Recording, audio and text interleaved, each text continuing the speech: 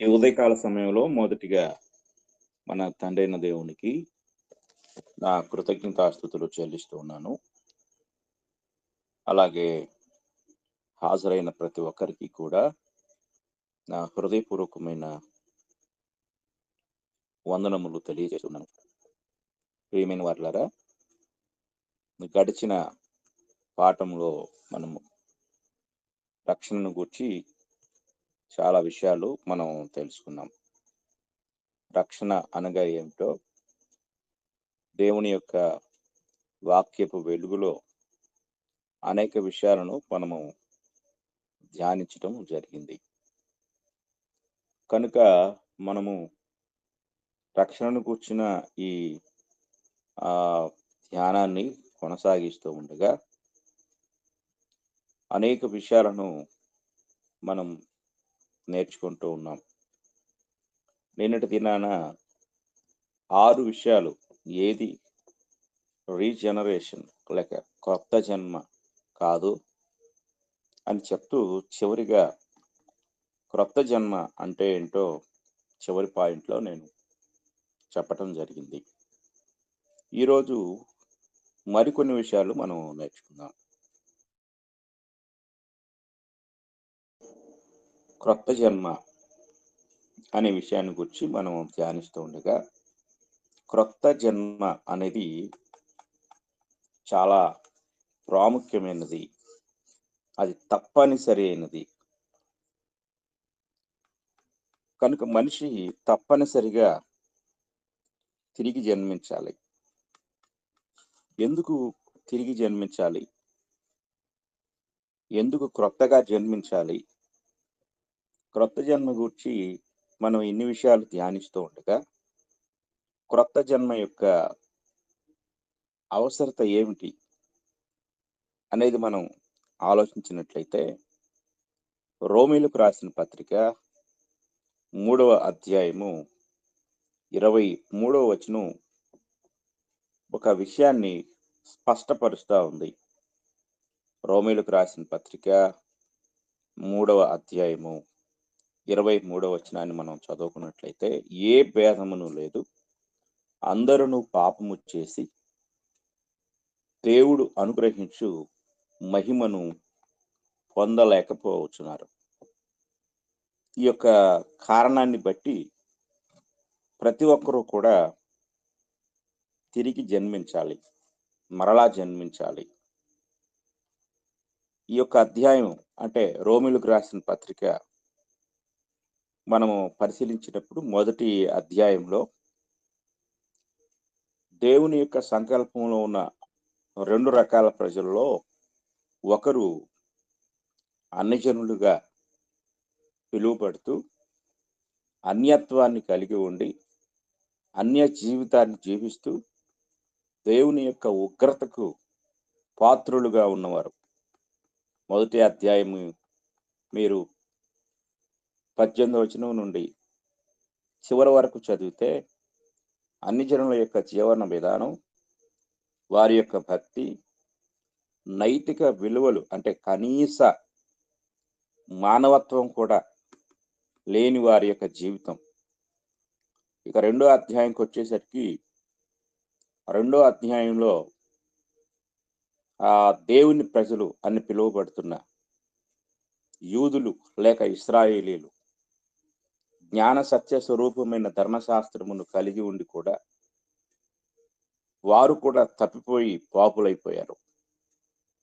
అలాగా ఈ ప్రపంచం అంతట్లో 2 జాతులుగా దేవుని దృష్టిలో పిలువబడుతున్న యూదులు అలాగే అన్యులు, టోటల్గా యావత్ మానవ జాతి ఏ స్థితిలో ఉంది అంటే ఏ భేదమును లేదు.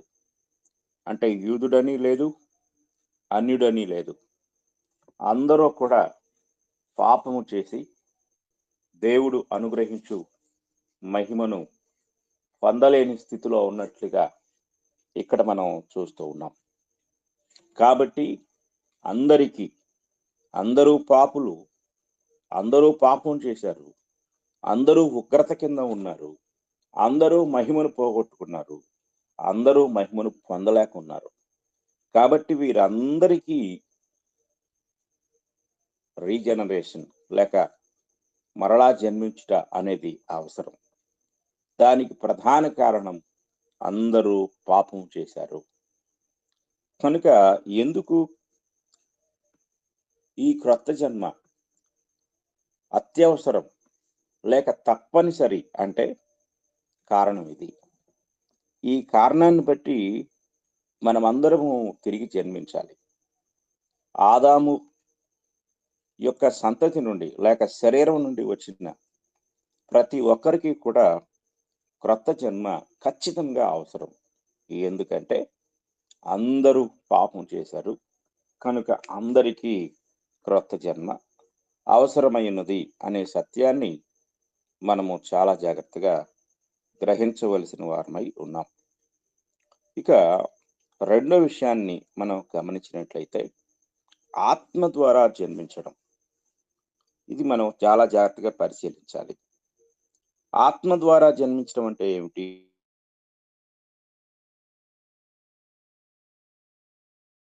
ఇది చాలా మంది గ్రహించకుండా ఉన్నారు. ఒకసారి మనం ఆ వచనాన్ని చూద్దాం. ఆత్మ ద్వారా జన్మించుట అంటే యోహాను సువార్త 3వ అధ్యాయం 5వ వచనంలో ఈ మాట మనకి కనపడుతుంది. యోహాను సువార్త 3వ అధ్యాయం 5వ వచనం. యేసు ఇట్లనెను, ఒకడు నీటి మూలముగాను ఆత్మ మూలముగాను జన్మించితేనే గాని దేవుని రాజ్యంలో ప్రవేశింపలేడని నీతో నిశ్చయముగా చెప్తున్నాను. ఇక్కడ 2 పదార్థాలు మనకు కనపడుతున్నాయి. 2, ఒకటి శరీరము, ఒకటి ఆత్మ. 6వ వచనంలో కనపడుతుంది. శరీర మూలముగా జన్మించినది, శరీరమును ఆత్మ మూలముగా జన్మించినది, ఆత్మయునై ఉన్నది. కనుక ఆల్రెడీ ప్రతి మనిషి శరీర మూలముగా జన్మించి ఉన్నారు. అది జరిగిపోయింది. కానీ ఇప్పుడు ఆత్మ మూలముగా జన్మించవలసిన అవసరత ఉంది. కనుక మనము ఆత్మ మూలముగా జన్మించడానికి ఇప్పుడు ప్రయత్నం చేయాలి. ఆత్మ మూలముగా జన్మించటమే తిరిగి జన్మించడం. నీకోదేము అడిగినట్లుగా తల్లి గర్భంలో తిరిగి ప్రవేశించాలా అంటే ఆయన మాట్లాడుతున్నది శరీరాన్ని గురించి. కనుక ప్రతి ఒక్కరూ శరీర జన్మించారు, అయిపోయింది. కానీ ఇప్పుడు యేసుప్రభు వారు బోధిస్తున్న విషయం ఏంటంటే ఆత్మ మూలముగా జన్మించుట అనేది. నీటి మూలముగా, ఆత్మ మూలముగా. నీటి మూలముగా అనేది నీటిలో ముంచబడటం అయితే, ఆత్మ మూలముగా అనేది ఆత్మ ద్వారా శుద్ధీకరించబడటం, ఆత్మ ద్వారా పవిత్రపరచబడటం. ఇది జరిగినప్పుడు మన జీవితాల్లో ఆ యొక్క కార్యం అనేది జరుగుతుంది.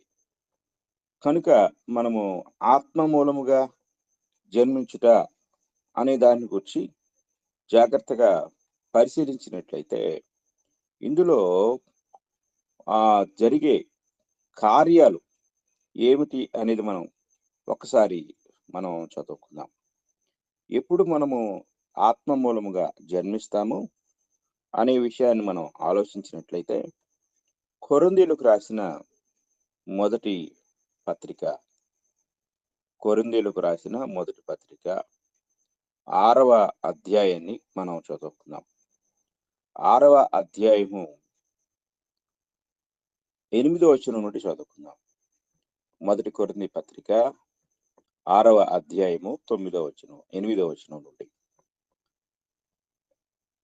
క్షమించండి, 9వ వచనం నుండి. అన్యాయస్తులు దేవుని రాజ్యమునకు వారసులు కానేరని మీకు తెలియదా? మోసపోకుడి. జారులైనను, విగ్రహారాధకులైనను, వ్యభిచారులైనను, ఆడంగితనము గలవారైనను, పురుష సంయోగులైనను, దొంగలైనను, లోభులైనను, త్రాగుబోతులైనను, దోషకులైనను దోచుకొని వారైనను దేవుని రాజ్యమునకు వారసులు కానేరరు. మీలో కొందరు అట్టివారయ్యుంటిరి గాని ప్రభువైన యేసుక్రీస్తు నామమునను మన దేవుని ఆత్మయందును మీరు కడుగబడి పరిశుద్ధపరచబడిన వారై నీతిమంతులుగా తీర్చబడితిరి. చూడండి ఇక్కడ దేవుని ఆత్మయందు, ఒకటి ప్రభువైన యేసుక్రీస్తు నామమునను. నామము అంటే అధికారం.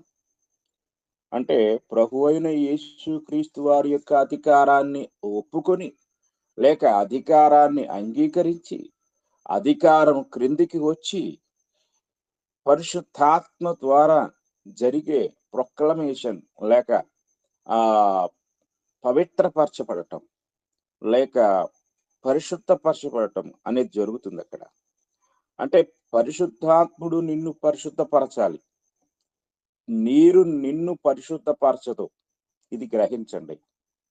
ఒకవేళ నీరు పరిశుద్ధపరిచే ప్రక్రియ ఉంటే యోర్దాను నదిలో నీరే ఉండదు.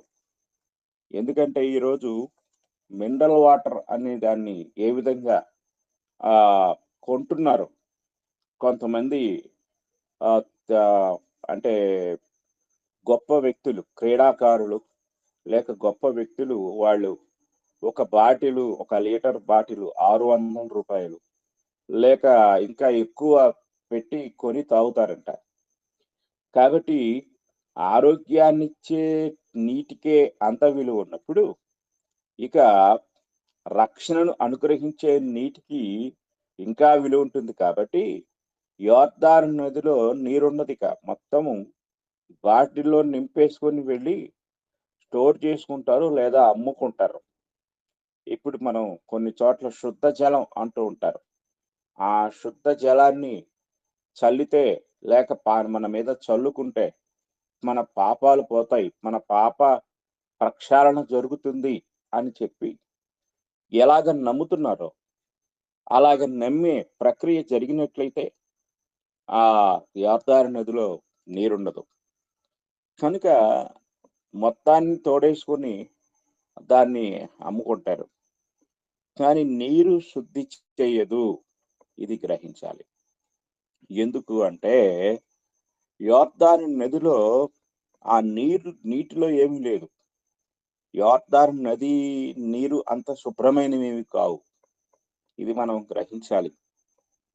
నయమాను పాత నిబంధనలో సిరియా సైన్యాధిపతి నయమాను ఎలీషా వెళ్ళి యోర్దాను నదిలో మునగమన్నప్పుడు, మా దేశంలో అబానాయును, ఫర్ఫరును అనే గొప్ప గొప్ప నదులున్నాయి, నీళ్లలో మునిగే పని అయితే లేక నీళ్లలో మునిగితే కలిగే స్వస్థత అనేది ఉంటే నేను అక్కడ మునగలేనా, ఈ యోర్దానులో వచ్చి మునగాల్సిన అవసరం ఏంటని గిర్రున వెనక్కి తిరుగుతాడు. కనుక ఇక్కడ నదిలో ఏమి లేదు, దేవుని ఆజ్ఞలోనే ఉంది. నీటిలో ఏమి లేదు, దేవుని ఆజ్ఞలోనే ఉంది. అలాగే ఇక్కడ మనం గ్రహించవలసిన విషయం ఏంటంటే నీరు అనేది ఆజ్ఞను నెరవేర్చే ప్రక్రియ. అందులో 3 కార్యాలు ఉంటాయి. నేను బాప్తిస్మాన్ని గురించి చెప్పినప్పుడు చెప్పాను. అయితే జరగవలసిన అసలైన ప్రక్రియ ఏమిటంటే ఆజ్ఞకు లోబడి ఒకడు నీటిలో ముంచబడినప్పుడు లేక నీటిలో మునుగుటకు అంగీకరించినప్పుడు అక్కడ పరిశుద్ధాత్మ యొక్క కార్యం జరుగుతుంది.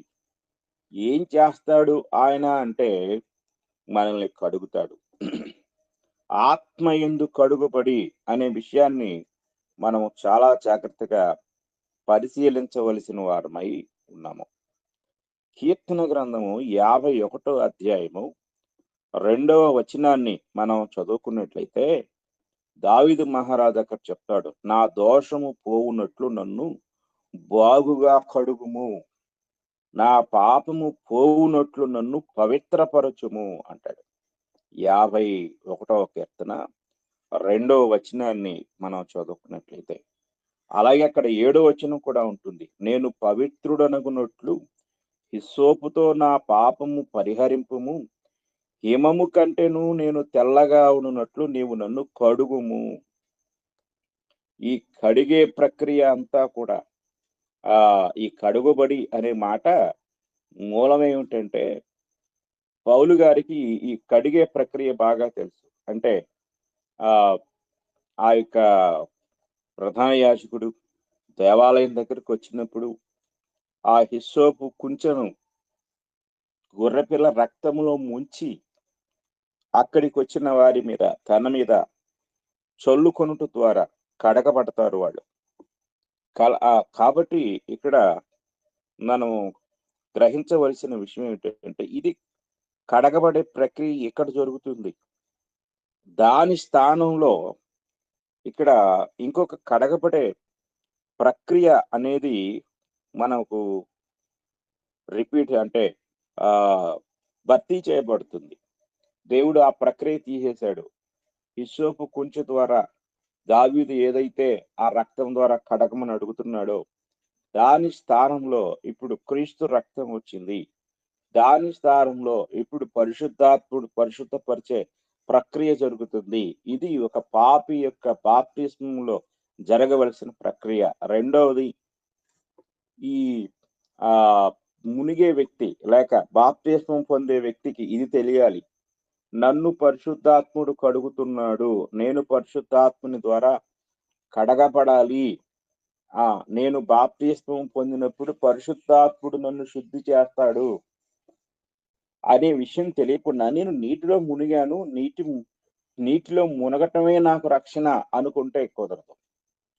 కనుక ఆహ్, మనము అపోస్తుల కార్యం 19 అధ్యాయంలో అపోల్లో అక్కడ ఆ యొక్క ప్రాంతంలో ఉన్నప్పుడు, కొరింథులో ఉన్నప్పుడు, మీరు విశ్వసించినప్పుడు పరిశుద్ధాత్మను పొందితిరా అంటే, పరిశుద్ధాత్ముడు ఉన్నాడన్న సంగతియే మాకు తెలీదు అని చెప్పినప్పుడు, అప్పుడు మరి అలాగైతే మీరు ఎలా బాప్తిస్మం పొందారు అంటే, మేము యోహాను బాప్తిస్మమును బట్టి అని వాళ్ళు చెప్పారు. అప్పుడు మరలా తిరిగి వాళ్ళకి యేసుక్రీస్తులో రక్షణ ఎలా ఉందో అక్కడ అంతా వివరించడం జరుగుతుంది. అప్పుడు వాళ్ళకసలు పరిశుద్ధాత్మని గూర్చిన బోధ జరిగింది. అంటే పరిశుద్ధాత్మని గూర్చిన బోధ జరిగి, వారు మరలా బాప్తిసం పొందవలసిన అవసరత ఏర్పడింది.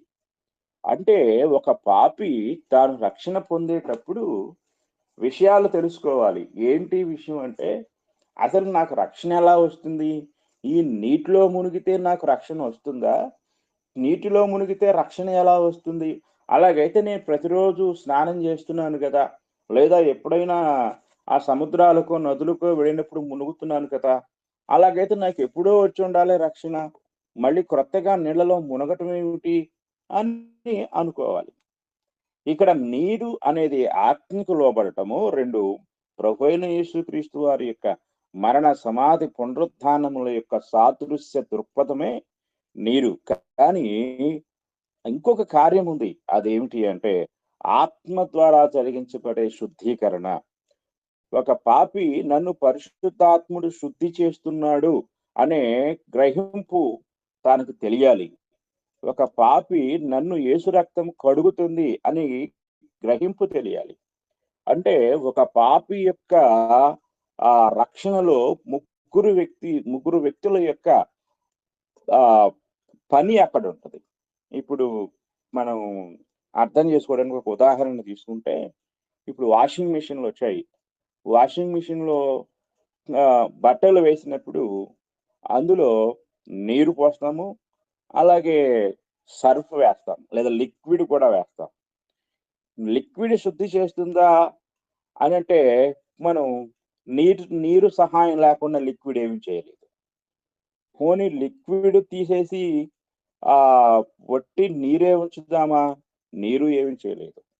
అలాగే ఈ 2 లేకుండా ఊరికే మనం ఒక పాత్రలో నీరు పోసి, ఆ నీటిలో సర్ఫ్ వేసి తీసేస్తే అవి శుద్ధి చేయబడతాయా? అది కూడా కాదు. నీరు కావాలి, వాషింగ్ మెషిన్ కావాలి, అలాగే సర్ఫ్ కూడా కావాలి. ఈ 3 ఆహ్, ఉంటేనే ఆ బట్టలకి క్రొత్తదనం వస్తుంది. మురికిపోతుంది. అలాగే ఒక పాపి యొక్క రక్షణలో ముగ్గురు వ్యక్తులు చాలా ప్రముఖమైన పాత్ర వహించారు. అందుకే యేసుక్రీస్తు వారు గొప్ప ఆజ్ఞను ఇస్తూ తండ్రి యొక్కయు, కుమారుని యొక్కయు, పరిశుద్ధాత్మ యొక్కయు అనే ముగ్గురు పేర్లు ప్రస్తావించారు. ఇది గ్రహించాలి. క్రైస్తవుని యొక్క రక్షణలో ముగ్గురు పాత్ర ఎంత ప్రాముఖ్యమై ఉన్నదో, క్రైస్తవుని యొక్క ఆరాధనలో ముగ్గురి పాత్ర ఉంది. ఇది చాలా ప్రాముఖ్యం.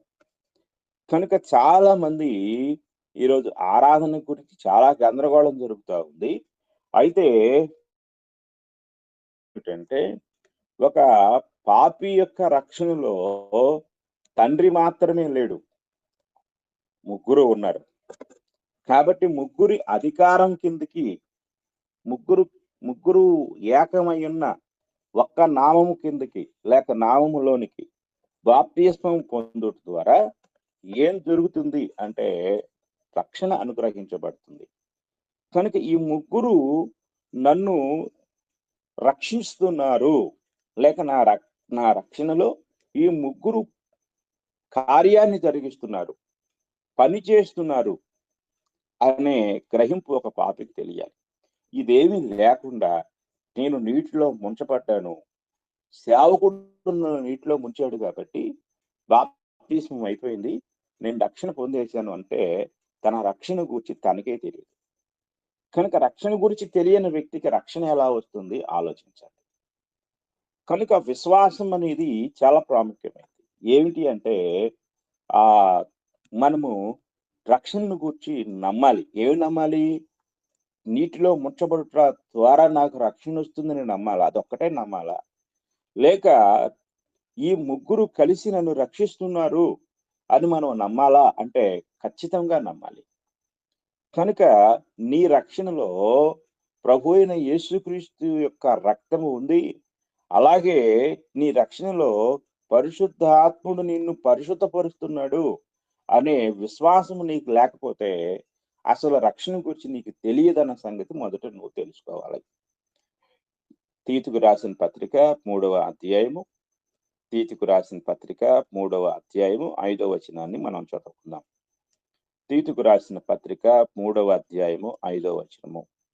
మనము నీతిని అనుసరించి చేసిన క్రియల మూలముగా కాక, అంటే దాన ధర్మాలు, పుణ్యకార్యాలు కొర్నేలి గారు చేశారు కదా, అలా కాక తన కనికరము చొప్పుననే, కేవలము కృప మాత్రమే.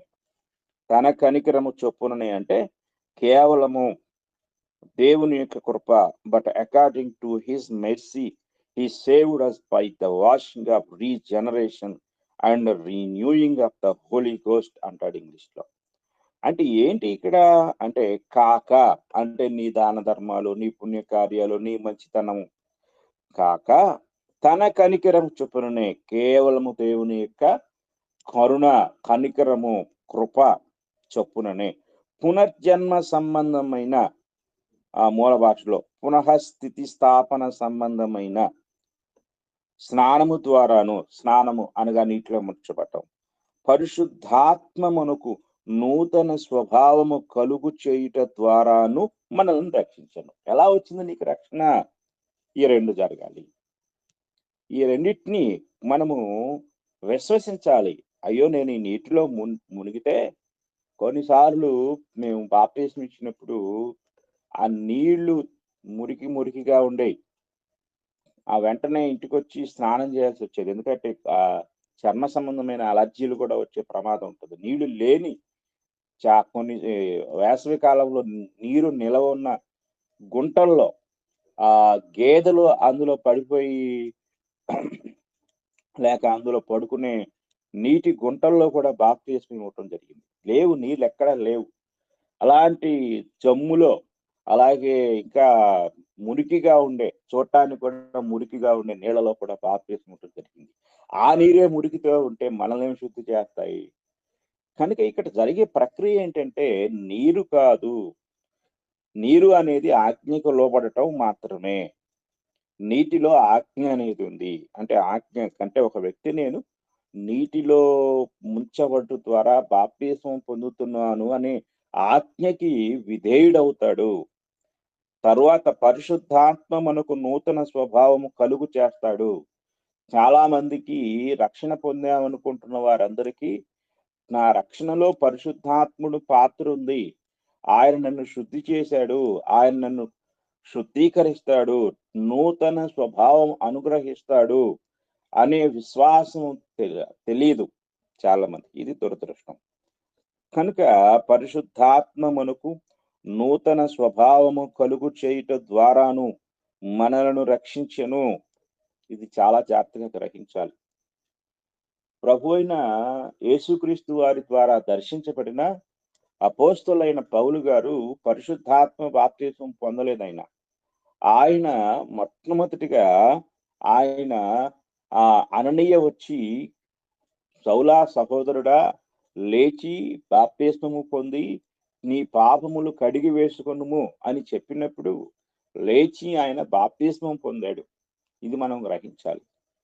తరువాత ఆయన మీద చేతులు ఉంచుతాడు. కనుక అపోస్తలుడైన పౌలు గారు ఆయన నీటి మూలముగా బాప్తిస్మం పొందాడు. అక్కడ ఆయనకు పరిశుద్ధాత్ముడు నూతన స్వభావాన్ని అనుగ్రహించాడు. ప్రతి పాపి యొక్క జీవితంలో పరిశుద్ధాత్ముని యొక్క కార్యము జరిగినప్పుడు మాత్రమే పరిశుద్ధత దొరుకుతుంది. పరిశుద్ధపరచబడతాడు. పరిశుద్ధాత్మ నిన్ను శుద్ధి చేయకుండా నీకు పరిశుద్ధత రాదు అనే విషయాన్ని ప్రతి ఒక్కరము కూడా చాలా జాగ్రత్తగా గ్రహించవలసిన వారమై ఉన్నాము. తరువాత పేతురు రాసిన పత్రికలో కూడా ఇంకొక మాట మనకి కనపడుతుంది. పేతురు రాసిన పత్రిక మొదటి అధ్యాయం మనం చదువుకుందాం. పేతురు రాసిన మొదటి పత్రిక మొదటి అధ్యాయంలో కూడా పేతురు గారు ఈ విషయాన్ని తెలియజేస్తూ ఉంటాడు. పేతురు రాసిన మొదటి పత్రిక మొదటి అధ్యాయం మొదటి వచనం. ఇక్కడ ఈ మాట కనపడుతుంది. యేసుక్రీస్తు అపోస్తలుడైన పేతురు తండ్రి అయిన దేవుని భవిష్యత్ జ్ఞానమును బట్టి ఆత్మ వలన పరిశుద్ధత పొందిన వారై విధేయులగుటకును యేసుక్రీస్తు రక్తము వలన ప్రోక్షింపబడుటకును ఏర్పరచబడిన వారికి, అనగా పొంతు, గలతీయ, కపదొకియ, ఆసియా, బితునియ అను దేశముల యందు చెదరిన వారిలో చేరిన యాత్రికులకు శుభమని చెప్పి వ్రాయునది. ఇక్కడ ప్రారంభంలోనే అంటే 2వ వచనంలో మనం 2వ లైన్ గమనిస్తే ఆత్మ వలన పరిశుద్ధత పొందిన వారై అంటాడు. అంటే ఈ యొక్క పత్రికలో ఎవరిని గుర్చైతే పేతురు గారు మాట్లాడుతూ వారికి కృపా సమాధానము కలుగును గాక అని చెప్పి శుభవందనము తెలియజేస్తున్నాడో వారందరూ కూడా ఎవరు అంటే యేసుక్రీస్తు రక్తము చేత ప్రోక్షించబడిన వారు, అలాగే పరిశుద్ధాత్మ ద్వారా శుద్ధీకరించబడిన 2 ప్రక్రియలు జరిగాయి. ఈ 2 ప్రక్రియలు జరిగించబడిన వారుగా వారిని గూర్చి ఇక్కడ పేతురు గారు ఎంతో స్పష్టంగా మనకు తెలియజేస్తూ ఉన్నారు. కనుక ప్రియమైన వారులారా, చాలా జాగ్రత్తగా మనం గ్రహించాలి. ఇది ఆత్మ మూలముగా అంటే ఆత్మ ద్వారా లేక ఆత్మ మూలముగా అనేది మనము చాలా జాగ్రత్తగా గ్రహించవలసిన వారమై ఉన్నాము. కనుక మనము ఆలోచించవలసిన విషయం ఏంటంటే పేతురు మొదటి పత్రిక మొదటి అధ్యాయము 16వ వచనం మనం చదువుకుంటే ఆ 16వ వచనంలో మనకి ఈ మాట కనపడుతుంది. మొదటి పేతురు పత్రిక మొదటి అధ్యాయము 16వ వచనం చూడండి. మిమ్మును పిలిచిన వాడు పరిశుద్ధుడై ఉన్న ప్రకారము మీరును సమస్త ప్రవర్తన యందు పరిశుద్ధులైయుండుడి. కనుక పరిశుద్ధత అనేది అత్యంత ప్రాముఖ్యమైంది రక్షణలో. ఈ పరిశుద్ధపరిచే ప్రక్రియ జరిగించేవాడు మొదటిగా మనం ఇంతవరకు చెప్పుకున్నాము పరిశుద్ధాత్ముడు మనల్ని పరిశుద్ధపరచాలి. కనుక ఈ యొక్క క్రొత్త జన్మలో పరిశుద్ధత అనేది అత్యంత ప్రాముఖ్యమైన విషయమై ఉంది. ఇక మనము ఒక షరతును ఇందులో గ్రహించగలం. ఏమిటి ఈ షరతు అంటే అందులో మొదటి విషయం ఏంటంటే దైవిక క్రియ, అంటే దేవుని యొక్క కార్యము ఈ దేవుని కార్యం ఏమిటి, అంటే ఆయన ఏం చేస్తాడు మనల్ని, మనం దేవుని పిల్లలుగా అంటే తిరిగి జన్మించుట ద్వారా మనము దేవుని పిల్లలం అవుతున్నాం. దేవుని పిల్లలముగా అయ్యే ఆ విధానాన్ని మనం ఆలోచించినట్లయితే దేవుడు ఏం చేస్తాడు మనం దేవుని పిల్లలుగా అవడానికి?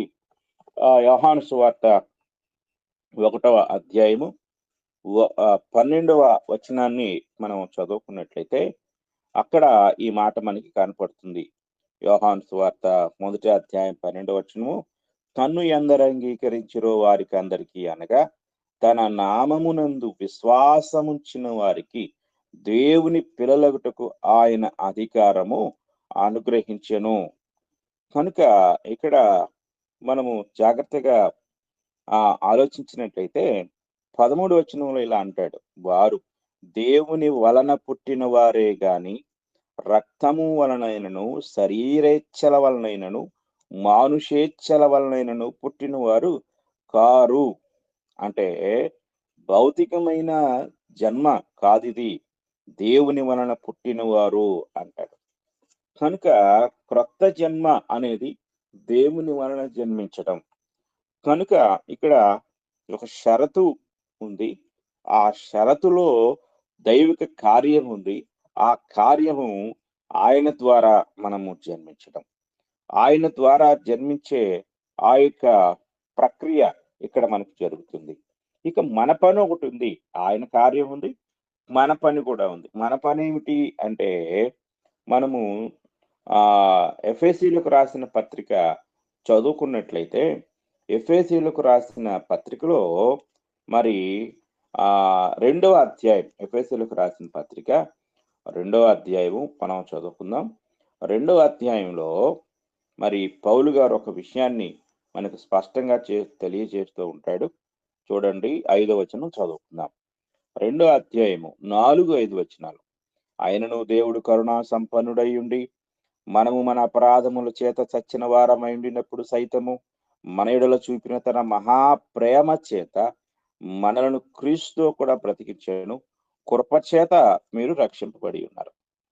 కనుక మనం ఎప్పుడైతే విశ్వాసం ఉంచుతామో, అంటే ఒక వ్యక్తి ఈ విషయాన్ని నమ్ముతాడో, కాబట్టి విశ్వాసము ద్వారా కృపచేత, అంటే విశ్వాసము అనేది మన పని, మనము విశ్వసించుట ద్వారా మనము రక్షించబడుతున్నాం. అంటే రక్షించేవాడు దేవుడైతే విశ్వసించేవాడు మానవుడు. 8వ అధ్యాయం 8వ వచనం కూడా చూద్దాం. మీరు విశ్వాసము ద్వారా కృపచేతనే రక్షింపబడి ఉన్నారు, ఇది మీ వలన కలిగినది కాదు, దేవుని వరమే. దేవుని యొక్క వరము అనగా దేవుని బహుమానం. దేవుని యొక్క బహుమానం మనకు అనుగ్రహించబడుతుంది. అది ఎలా అంటే మీ విశ్వాసము ద్వారా. అంటే మీరు నమ్మకపోతే దేవుడు ఈ బహుమానాన్ని ఇవ్వలేడు.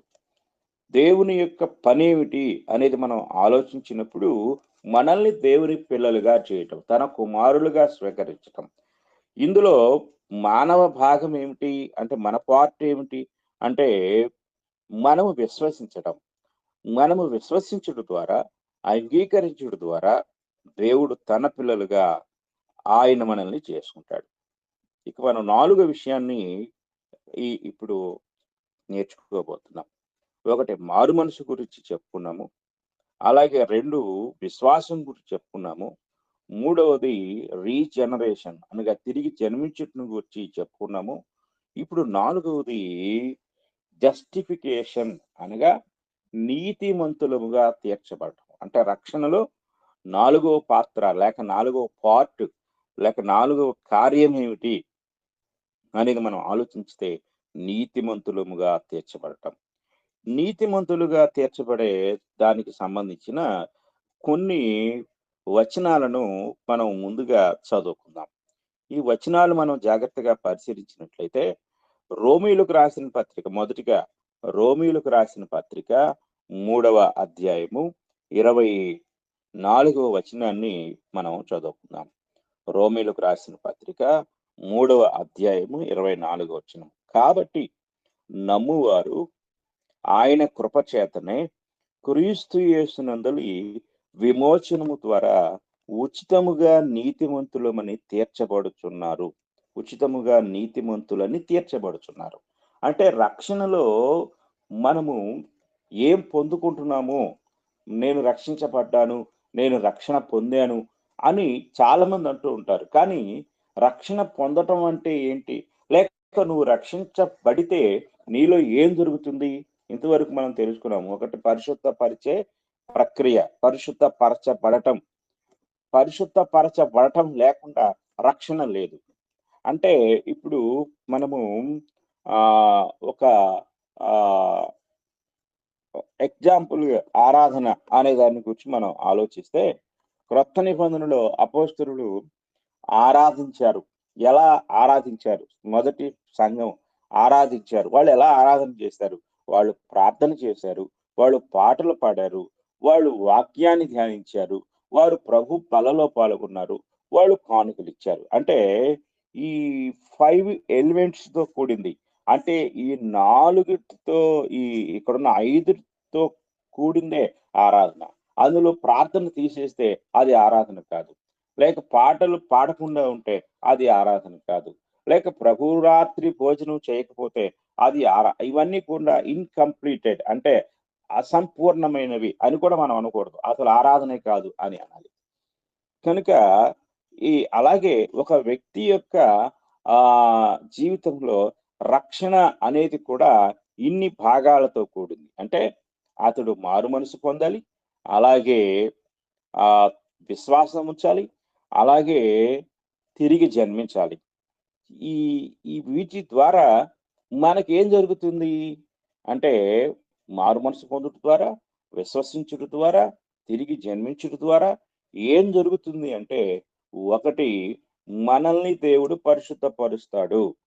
అంటే రక్షణలో రక్షణ అనే ఈ ఒక్క మాటలో జరిగే కార్యాలేమిటి అంటే, నీవు రక్షించబడ్డావు అంటే, అందులో ఒకటి నీవు పరిశుద్ధపరచబడ్డావు. రెండవది నీతిమంతుడుగా తీర్చబడ్డావు. ఇది చాలా జాగ్రత్తగా గ్రహించాలి. అంటే పడకుండా నీతిమంతుడిగా దేవుడు నిన్ను తీర్చకుండా నీ రక్షణ అసలు లేదు. ఇది జరగాలి. ఇది తెలియాలి. నేను బాప్తిస్మం పొందినప్పుడు నేను రక్షించబడ్డాను. నేను రక్షించబడినప్పుడు నన్ను దేవుడు పరిశుద్ధపరుచుకున్నాడు. ఇది చాలా మంది తెలుసుకోవాలి. రెండవది పరిశుద్ధ పరచటం మాత్రమే కాదు గాని, దాంతో పాటు ఆయన నన్ను నీతిమంతునిగా కూడా చేసుకున్నాడు. ఇది నీకు తెలియాలి. కనుక చాలా మందికి తెలియని విషయం ఏంటంటే, బాప్తిస్మము లేక రక్షణ అంటే నీటిలో ముంచబడటమే. నీటిలో ముంచబడటం రక్షణ. నీటిలో ముంచబడటం ద్వారా నేను రక్షించబడ్డాను. రక్షించబడటం అంటే ఏమైంది నీకు? అని అడిగితే ఇంక అంతకంటే నాకేం తెలీదు. నేను రక్షించబడ్డాను. ప్రభు నన్ను రక్షించుకున్నాడు. నాకు రక్షణొచ్చింది. దాన్ని ఎన్ని సార్లు చెప్పినా, తిరగేసి చెప్పినా, అటు చెప్పినా, ఇటు చెప్పినా మనం రక్షించబడ్డాము. ఇదొక్కటే చెప్తాం. కానీ రక్షించబడటం అంటే ఏమిటి అంటే, ఒకటి ఆ రక్షణలో దేవుడు నిన్ను రక్షించుకునే ప్రక్రియలో నిన్ను పరిశుద్ధపరుచుకుంటున్నాడు. మొట్టమొదటిగా ఇది మనం గ్రహించాలి. పాత నిబంధన అంతా ఘోషించింది ఇదే. పాత నిబంధనలో ధర్మశాస్త్రం అనగా లేవీకాండము, సంఖ్యాకాండము, నిర్గమకాండం, లేవీకాండం, సంఖ్యాకాండంలో అక్కడ యాజక విధుల్లో ఉన్నదంతా అదే. చాలా విషయాలు మనకి అంటే పవిత్రపరిచే ప్రక్రియ అంతా కూడా అక్కడే కనపడుతుంది. అలాగే ఒక వ్యక్తి నీతిమంతుడిగా తీర్చబడే ప్రక్రియ కూడా ఆ ధర్మశాస్త్రంలో ఉన్న ఆ విధానాల్లో కనపడతాయి. అంటే ఆ విధానాలు ఏం సూచిస్తున్నాయంటే క్రొత్త నిబంధన కాలములో అంటే క్రొత్త నిబంధన ద్వారా ముందు రోజుల్లో అంటే భవిష్యత్తులో రాబోయే దినాల్లో ఈ గొర్రెపిల్ల రక్తం స్థానంలో మరొక రక్తం వస్తుంది. అక్కడ పవిత్రపరచబడే ప్రక్రియ పరిపూర్ణంగా జరగబోతుంది. దానికి ముందస్తు సూచనగా, సాయగా ప్రస్తుతానికి ఈ రక్తం ఇక్కడ ఈ కార్యాన్ని జరిగిస్తుంది. రెండవది ఏమిటి అంటే, అలా జరిగించడం ద్వారా ఒక పాపి అయిన వ్యక్తిని దేవుడు నీతిమంతుడిగా తీర్చుతున్నాడు. నీతిమంతుడిగా ఎంచుకుంటున్నాడు. నీతిమంతుడిగా తీర్చబడని వాడు శిక్షకు పాత్రుడు అవుతాడు. కనుక ఈ 2 అక్కడ జరుగుతున్నాయి. అది, అది కేవలము శరీర సంబంధమైనది మాత్రమే. కానీ ఆత్మ సంబంధమైన పరిశుద్ధత, ఆత్మ సంబంధముగా నీతిమంతులముగా తీర్చబడే విధానము అనేది ఒక పటిష్టమైన ప్రక్రియలో క్రీస్తునందు క్రొత్త నిబంధన చట్టం కింద జరగబోతుంది అనే సత్యానికి ముంగుర్తుగా ఆ యొక్క ధర్మశాస్త్రంలో ప్రతీదీ కూడా దాచబడి ఉంది. సాయిగా ఉంది. మరలా క్రొత్త నిబంధనకొచ్చేసరికి అదే జరుగుతుంది. ఏం జరుగుతుంది? అంటే పరిశుద్ధపరచబడే ప్రక్రియ జరుగుతుంది. నీతిమంతులుగా తీర్చబడే ప్రక్రియ జరుగుతుంది. అనగా ఒక వ్యక్తి రక్షణ పొందాడు అంటే అతడు పరిశుద్ధపరచబడుతున్నాడు. నీతిమంతుడుగా తీర్చబడుతున్నాడు. చూడండి, క్రీస్తు యేసునందలి విమోచనము ద్వారా చూడండి, ఇక్కడ 3 కార్యాలు కనపడుతున్నాయి. ఒకటి, నమ్మేవాడున్నాడు.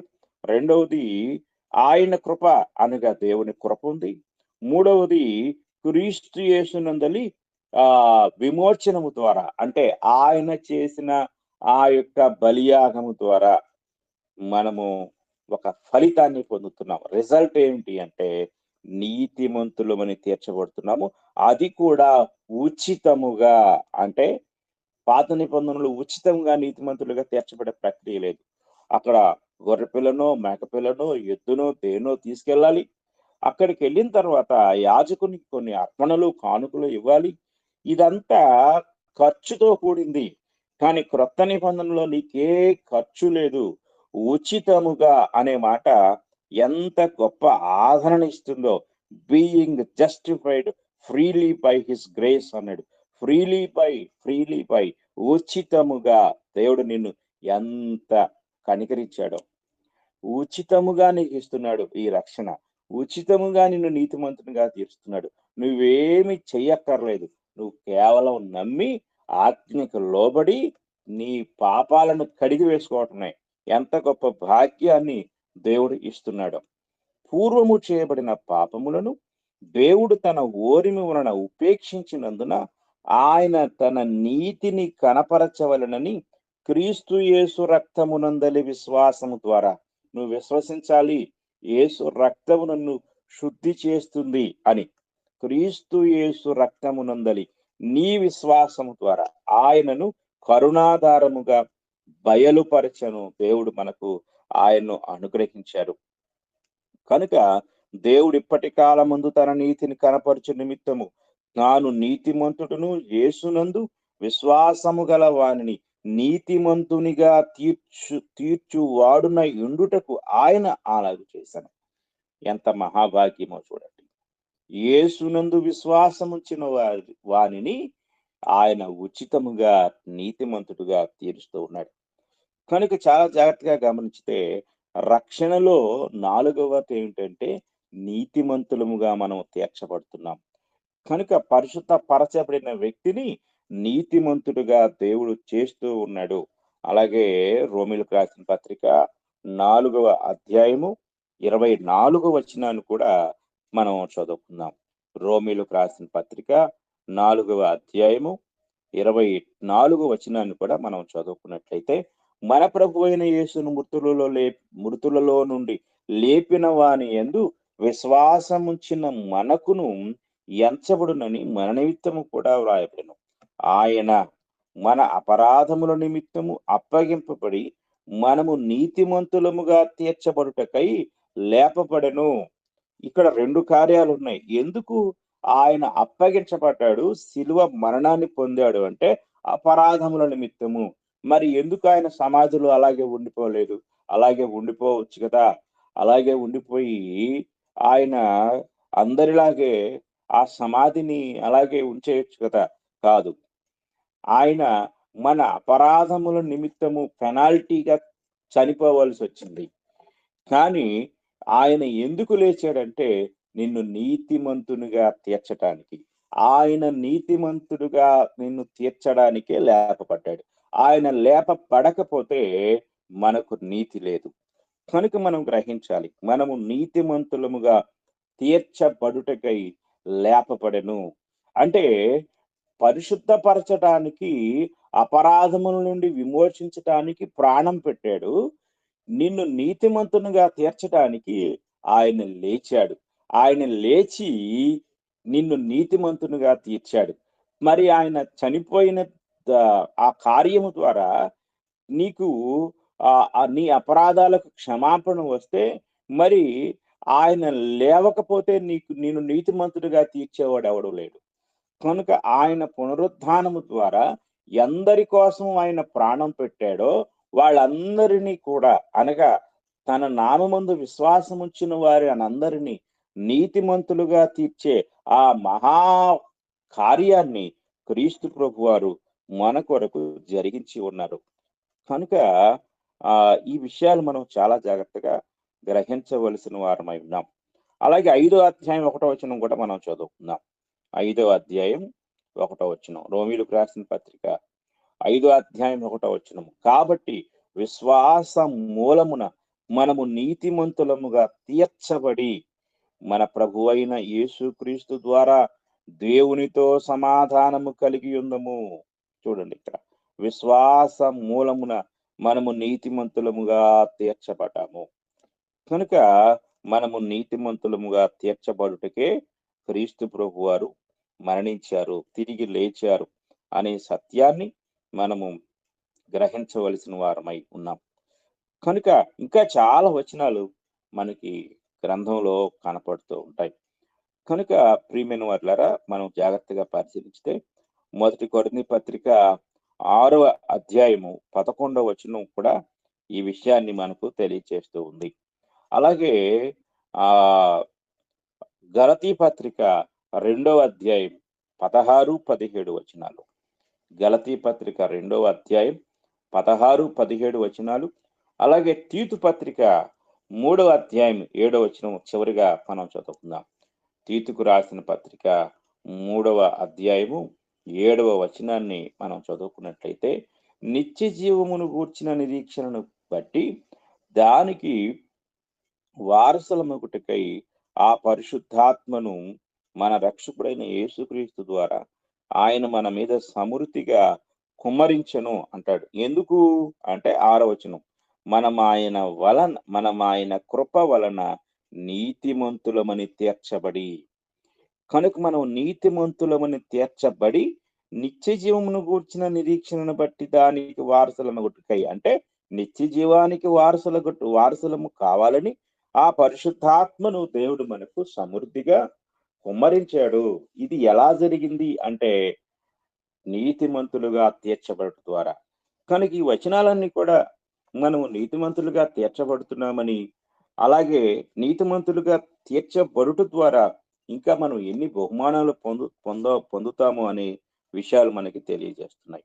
ఇక రేపటి దినము మనము వివరణ గురించి తెలుసుకుందాం. వివరణ అంటే నీతిమంతులముగా తీర్చబడుట అనే దానికి సంబంధించిన వివరణను దేవుని చిత్తమైతే రేపటి దినాన మనము ధ్యానిద్దాం.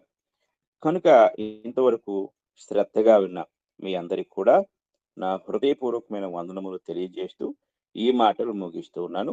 మీ అందరికీ వందనాలు.